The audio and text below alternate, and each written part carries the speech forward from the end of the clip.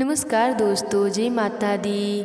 आज मैं आपको जेठ मास की कथा का तीसरा अध्याय सुनाने जा रही हूँ। तो प्रेम से बोलिए श्री लक्ष्मी नारायण की जय। तीसरे अध्याय में हम सुनेंगे शुक्ल यजुर्वेद तथा तैतरी यजु शाखाओं का वर्णन। श्री प्रसराज जी बोले, हे महामुनि, व्यास जी के शिष्य वैश्यम्यान ने यजुर्वेद रूपी वृक्ष की 27 शाखाओं की रचना की और उन्हें अपने शिष्यों को पढ़ाया तथा शिष्यों भी क्रमश ग्रहण किया।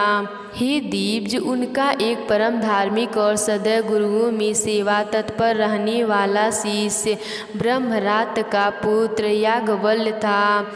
एक समय समस्त ऋषिगण मिलकर यह नियम किया कि जो कोई महामेरु पर स्थित हमारे इस समाज में सम्मिलित न होगा, उसको 7 रात्रियों के भीतर ही ब्रह्म हत्या लगेगी।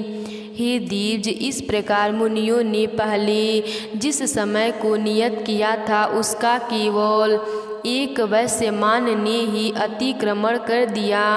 इसके पश्चात उन्होंने पैरों से छुए हुए अपने भांजे की हत्या कर डाली। तब उन्होंने अपने शिष्यों से कहा, हे शिष्यगण, तुम सब लोग किसी प्रकार का विचार न करके मेरे लिए ब्रह्म हत्या को दूर करने वाला व्रत करो। तब याज्ञवल्क्य बोले, भगवान, यह सब ब्राह्मण अत्यंत नित्य तेज हैं, इन्हें कष्ट देने की क्या आवश्यकता है। मैं अकेला ही इस व्रत का अनुष्ठान करूँगा। इससे पहले गुरु वैश्यमान जी ने क्रोधित होकर महामुनि याज्ञवल्क्य के कहा, अरे ब्राह्मणों को अपमान करने वाले, तूने मुझसे जो कुछ पढ़ा है वह सब त्याग दे। तू इन समस्त दिव्य श्रेष्ठों को नितेज बताता है। तुझे मुझे जैसे आज्ञाभंगकारी शिष्यों से कोई प्रयोजन नहीं है। याज्ञवल्क्य ने कहा, हे दीप्ज, मैंने तो भक्तिवश आपसे ऐसा कहा था, मुझे भी आपसे कोई प्रयोजन नहीं है। लीजिए, मैंने आपसे जो कुछ पढ़ा है वह यह मौजूद है। श्री प्रसराज जी बोले, ऐसा कहकर महामुनि याज्ञवल्क्य जी ने रुधिर से भरा हुआ मूर्तिवान यजुर्वेद हवन करके उन्हें दे दिया और स्वेच्छानुसार चले गए। हे दीप्ज, याज्ञवल्क्य द्वारा हवन की हुई उस यक्षु श्रुतियों को अन्य शिष्यों ने तीर तीर होकर ग्रहण कर लिया, इसीलिए वे सब तैत्तिरीय कहलाए।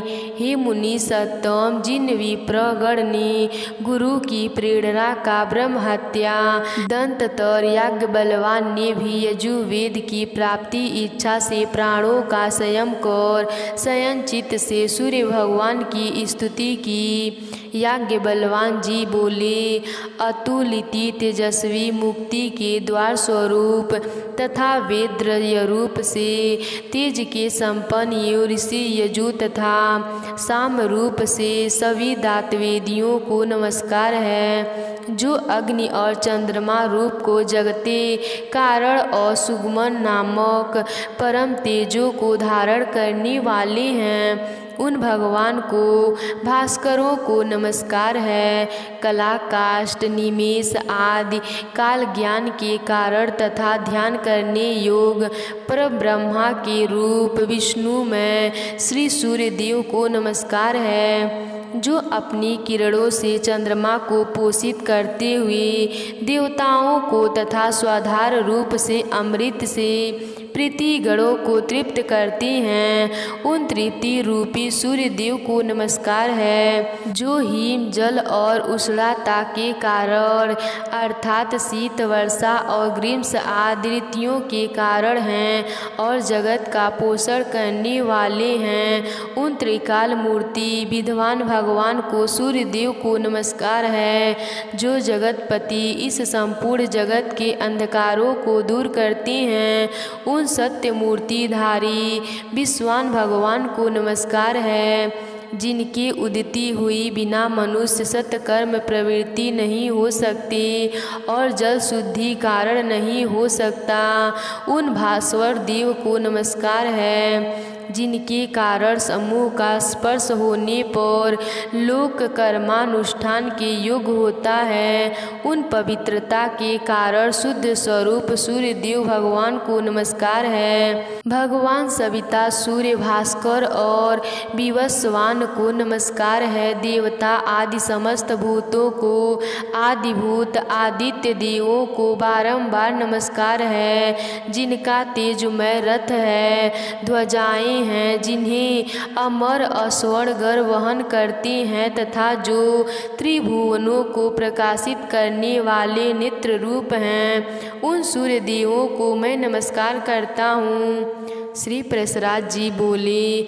उनके इस प्रकार स्तुति करने पर भगवान सूर्य अश्वरूप से प्रकट होकर बोले, तुम अपना अभीष्ट वर मांगो। तब ज्ञान बलवान जी ने उन्हें प्रणाम करके कहा, आप मुझे उन यजुश्रुतियों को उपदेश कीजिए जिन्हें मेरे गुरु जी भी न जानते हों। उनके ऐसा कहने पर भगवान सूर्यदेव उन्हें अयातमान नामक यजुश्रुतियों का उपदेश दिया, जिन्हें उनके गुरु वैशंपायनी भी नहीं जानते थे। हे दिव्योत्तम, उस श्रुतियों को जिन ब्राह्मणों पढ़ा था वे बाजी नाम से विख्यात हुए, क्योंकि उनका उपदेश करते समय सूर्य भी अश्वरूप हो गए थे। हे महाभाग, उन वाजी श्रुतियों को कावड़ आदि 15 शाखाएँ हैं। वे सब शाखाएँ महर्षि ज्ञान वाल्मीकि की प्रवृत्ति की हुई कही जाती हैं। श्री प्रसराज जी बोले, हे मैत्रेय, जिस क्रम से व्यास जी शिष्य जैमिनी ने सामदेव की शाखाओं का विभाग किया था वह मुझसे सुनो। जैमिनी ने पुत्र सुमतु था और उसका पुत्र सुकर्मा हुआ। उन दोनों महामती पुत्र पौत्रों ने सामदेव की एक एक शाखा का अध्ययन किया। दंततर समुतु के पुत्र सुकर्मा अपनी सामवेद संहिता के एक सहस्त्र शाखा वेद किए और हे दिव्योत्तम, उन्हें उसके सौकल्य हिरण्यनाभ तथा पौशिस्त्य नामक 2 महाव्रती शिष्यों ग्रहण किया। हिरण्यनाभ के 500 शिष्य थे जो उदैत्य सामगां कहलाई। इसी प्रकार जिन अन्य दिव्योत्तम ने इतनी ही संहिताएं हिरण्यनाभ से और ग्रहण की, उन्हें पंडित जमन प्राच्य सामगन कहते हैं। पौष्टिक के शिष्य लोकाक्षी, नौधमी, कछीवान और लांगनी थे। उनके शिष्य प्रशिष्यों ने अपनी संहितिकाओं का विभाग करके उन्हें बहुत बढ़ा दिया। महामुनि कृति नामक हिरण्यनाभ के एक और शिष्य अपने शिष्यों को सामवेद की 24 संहितिकाएं पढ़ाई। फिर उन्हें भी इस सामवेद का शाखाओं द्वारा खूब विस्तार किया। अब मैं अर्थवेद की संहितिकाओं का समुच्चयाक वर्णन करता हूँ। अर्थवेद को सौर्यथम, अमित तेज यमो ने सुमतु मुनि ने अपने शिष्य कंबंधों को पढ़ाया था। फिर कंबंध ने उसके 2 भाग कर दिए। वेददर्श और प्यथ नामक अपने शिष्यों को दिया।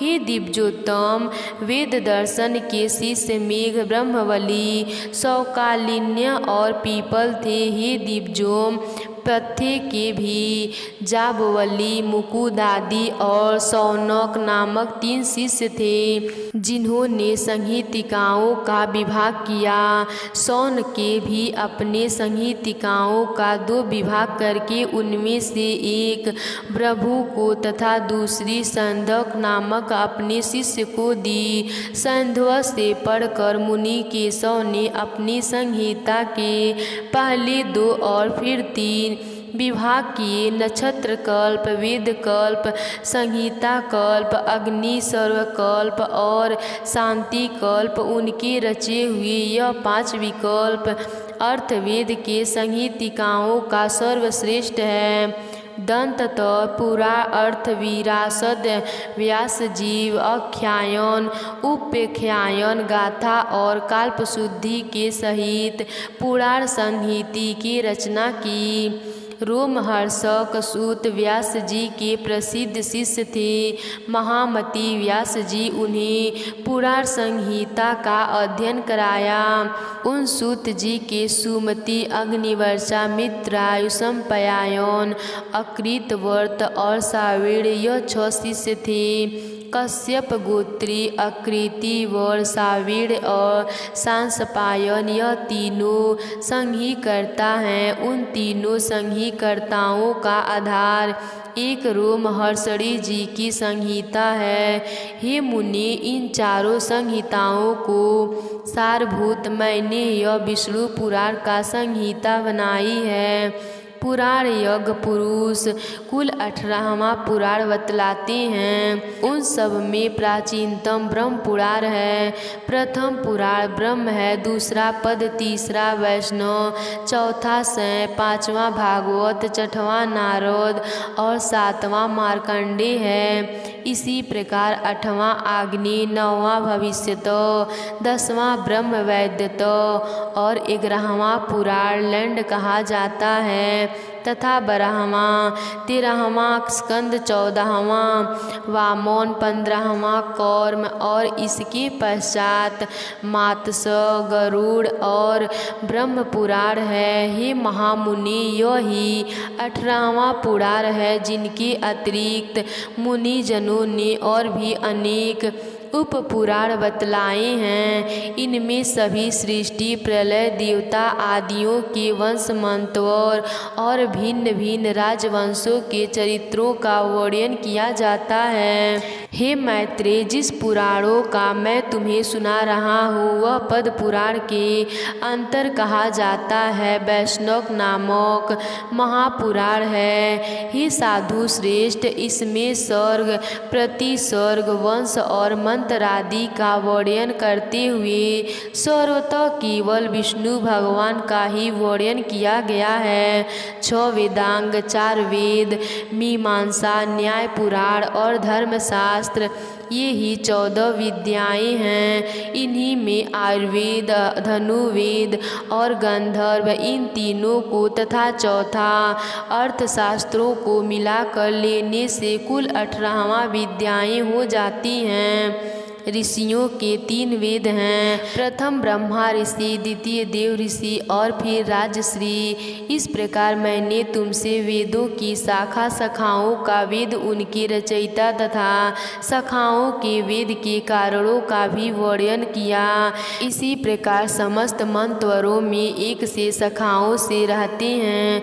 हे दिव्ज प्रजापति, ब्रह्मा जी ने प्रकट होने वाली श्रुति तो नित्य हैं, यह तो उनके विकल्प मात्र हैं। हे मैत्रेय, वेद के संबंधों में तुमने मुझसे जो कुछ पूछा था वह मैंने सुना दिया।